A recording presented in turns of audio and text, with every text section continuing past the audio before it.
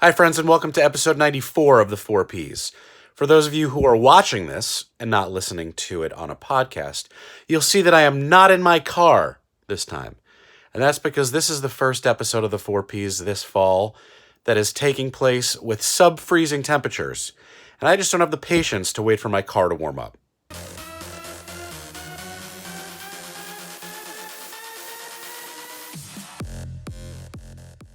And speaking of sub-freezing, I was in sub-freezing temperatures to the extreme this week in Montreal. It is early to mid-November, and it was minus 12 degrees Celsius, and they had 8 inches of snow on the ground. That's just not cool, man. First and foremost, happy anniversary to my wonderful wife. 11 years ago, you took a chance on a down-on-his-luck guy with very little to offer except love and the promise of a better future.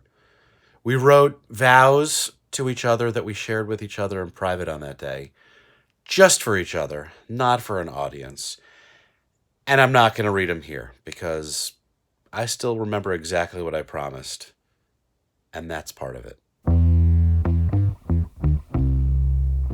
Okay, so for all of my brand marketing and client-side friends who watch this, and I know there are at least a few, as you work through your 2020 budgets and plans for next year, knowing that there will be more choices, options, platforms, and honestly, questionable economic forecasting, here is some objective, honest advice from someone who probably won't work with you and doesn't care about your budget, except for a few examples, but someone who has worked with many brands and sees how different plans play out and will play out.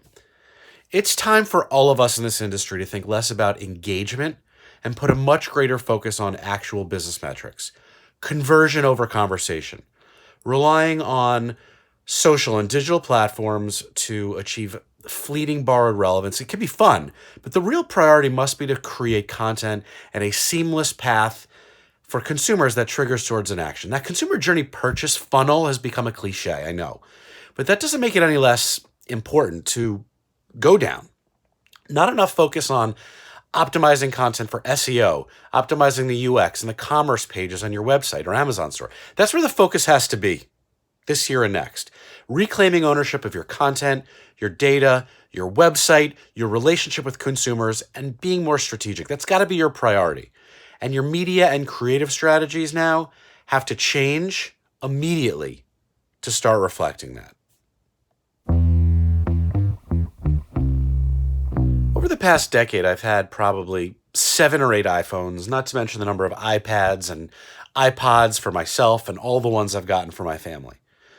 But never once could I use the sleek white earphones that come with the box. They've just never fit in my ears and literally just fall right out. Now, maybe I have abnormally large oral canals, but those headphones for me are a waste. And I know a lot of people who have iPhones that don't use those headphones either. So I'm not the only one, which is why I am honestly surprised at how many people are shelling out a significant amount of cash for Airpods. I see them all over the place. But within the last 2 weeks, I know of at least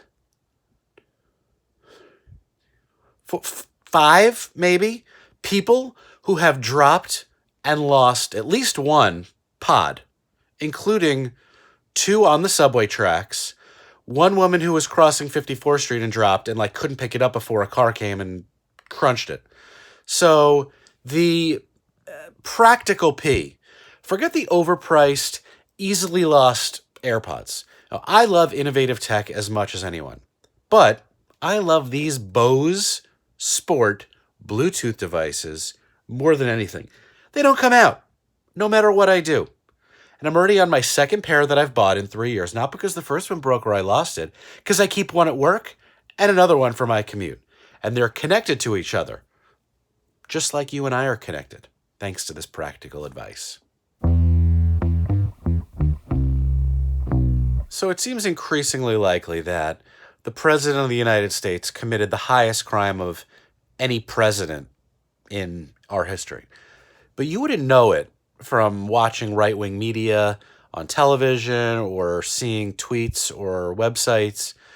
These people clearly aren't watching the testimony of the impeachment hearings, or maybe they are, but realize that they can literally say whatever they want, knowing that their base isn't watching, or just relying on them for the spin and the updates as alt facts.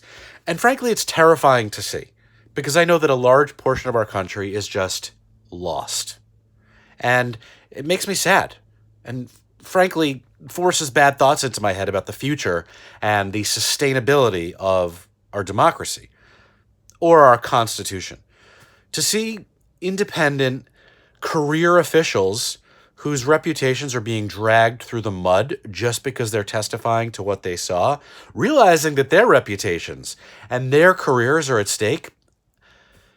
Why would any good, smart, dedicated human being want to go into public service because of this? They won't.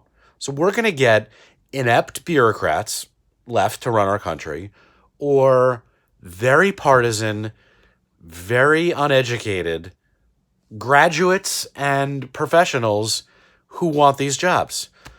So we have to protect and stand up for those who are currently protecting us, which means exposing the truths and shouting those from the mountaintops, but also calling out the lies for what they are as loudly and as often and to as many people as we possibly can.